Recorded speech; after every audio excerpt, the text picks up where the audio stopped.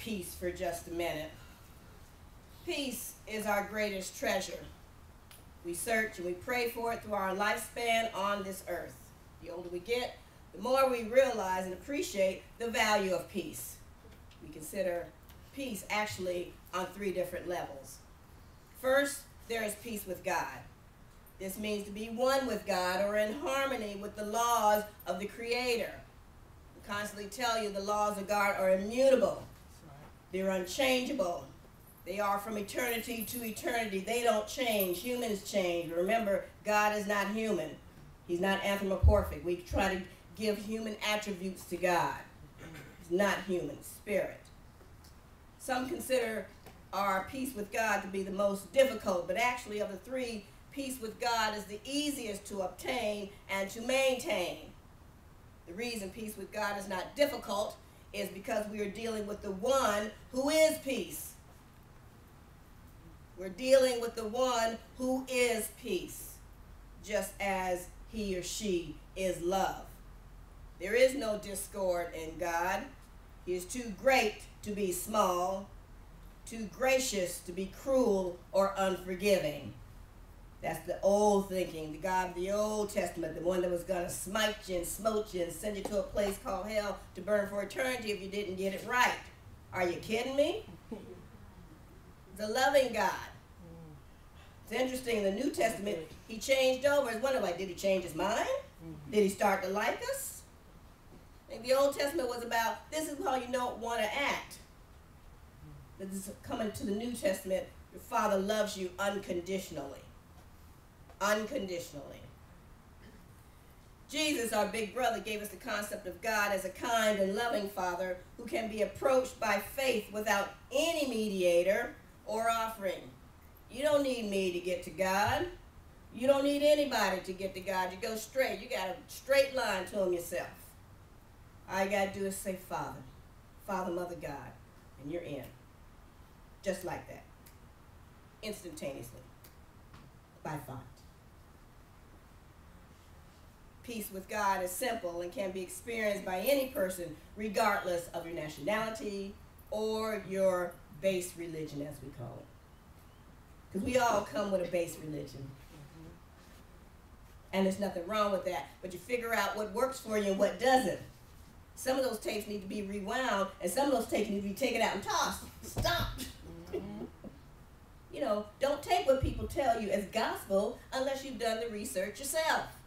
Even when I stand here and tell you something, don't take it the truth because Reverend Sheila told you. Have you done the research yourself?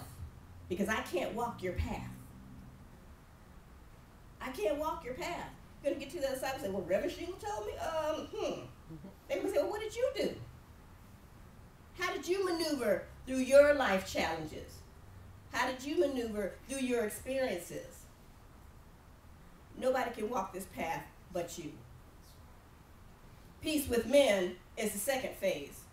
Now, sometimes this is very difficult because we have some people that just seem it is impossible to make peace with them. We know there are people out here who are not peaceable nor peace-loving.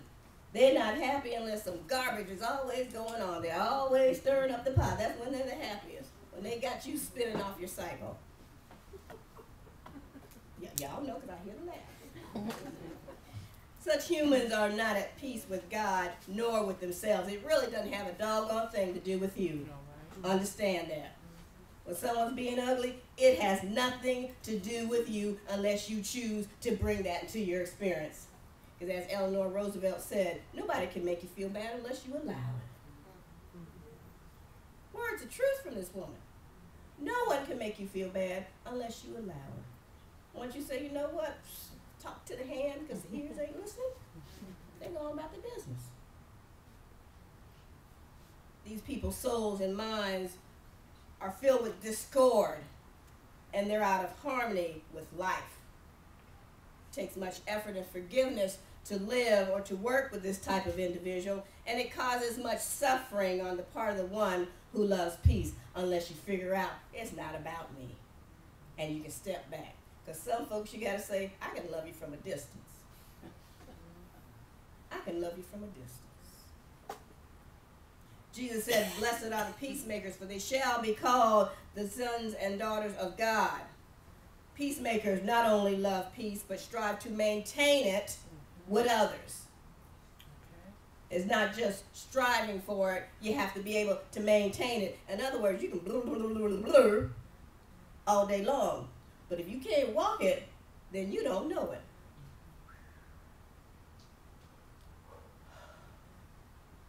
They have to endeavor to bring harmony between those who are having conflict. Now, the third phase is peace with self. Now, this is the catch. This is the most difficult of all and requires the most understanding and effort. There are so many things which appear to hinder us or obstruct our peace with ourself.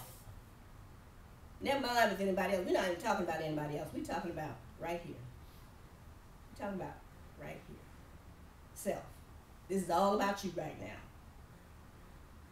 Some people carry in their minds such things as self-grudges, self-dislike, low self-esteem, self-disappointment, self-criticism. You don't need no enemies. You're doing good on your own.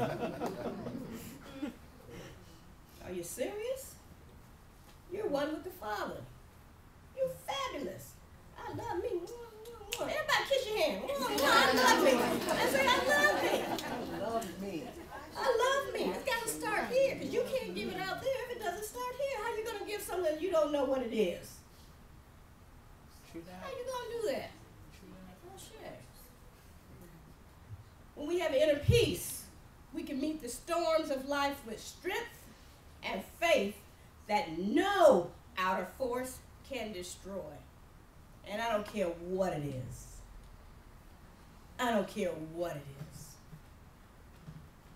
To understand God results in peace with God. To understand mankind helps human relationships and empowers us to be patient and forgiving. To know, to understand, and accept ourselves brings inner peace, harmony, and an inner strength that will bring you absolutely through anything. When you're faced with challenges, soul issues, we're tempted to be drawn or pulled out of our center of peace. When the more we're irritated at life, the more easily we seem to be shaken from the light of God's truth within. And we find that the simplest, most insignificant thing can upset us. Constantly tell you, pay attention to what you're paying attention to. Because a lot of stuff that you're paying attention to is just garbage. But that's how the side works. The other side works. Keeps you off balance. God says, keep your mind on me. I got everything else. You keep your mind on me. I got everything else. No wonder that Jesus taught us that blessed are the peacemakers, for they shall be called the sons and daughters of God. Truly the one who lives each moment from his center of peace finds blessedness. He finds his right and perfect relationship with all people, all conditions, and his life unfolds in the more abundant life that God has given to each of us. That's not a gift that he's just given to some. I'm going to miss you. I'm going to give you some. I'm going to miss you. I'm going to give you some. I ain't giving none of y'all none. Miss you. I'm giving you. That's not how it works. God's mercy is unstrained. It's equal to all of us. His blessings are unstrained. It's equal to all of us. Don't get it twisted. And you're not more blessed than somebody else. Truly don't get that twisted.